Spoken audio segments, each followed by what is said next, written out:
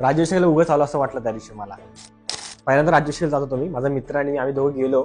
आम्हाला माहित नव्हतं की खायचं काय, राहायचं कुठं आणि जाऊन तिथे करायचं काय. पूर्ण जोशामध्ये होतो. पहिला राज्याभिषेक जाऊया, चला जाऊया. आणि तिथे गेलो. 2 तास लाईन होती जेवणासाठी आणि 2 तास लाईन नंतर आम्हाला जेवण मिळालं. आणि जेवण झाल्यावर आता झोपायचं कुठं, कारण आम्ही टेंटच नव्हता नेला. आणि रायगडावर एवढी भयानक थंडी लागते ना, लिटरली माझ्या वरून अशी ढग जात होते, ते मला दिसत होतो. मी व्हिडिओ काढले होते, फोटो पण काढले होते की ढग जातात वरून. आणि ती थंडी आहे ना, ती टोचते पूर्ण आपल्या शरीराला.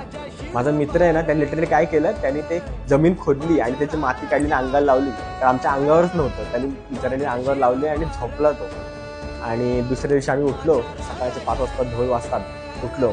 पण नंतर टॉयलेटला वगैरे जायचं असतं ना, तुम्ही जाऊच शकत नाही, कारण जे ऑलरेडी जे टॉयलेट आहेत गव्हर्नमेंटने ठेवलेले होते ते एकदम खराब झाले असतात. मी तर लिटरली आज जाऊन बघितलं पण नाही ते काय आतमध्ये. आणि बाकीचे लोक जे जातात झाडी झुडपांमध्ये, त्या एरियाचा तुम्ही गेलात तर एवढा खराब वास मारतो ना की तुम्ही ते जाऊ पण शकत नाही.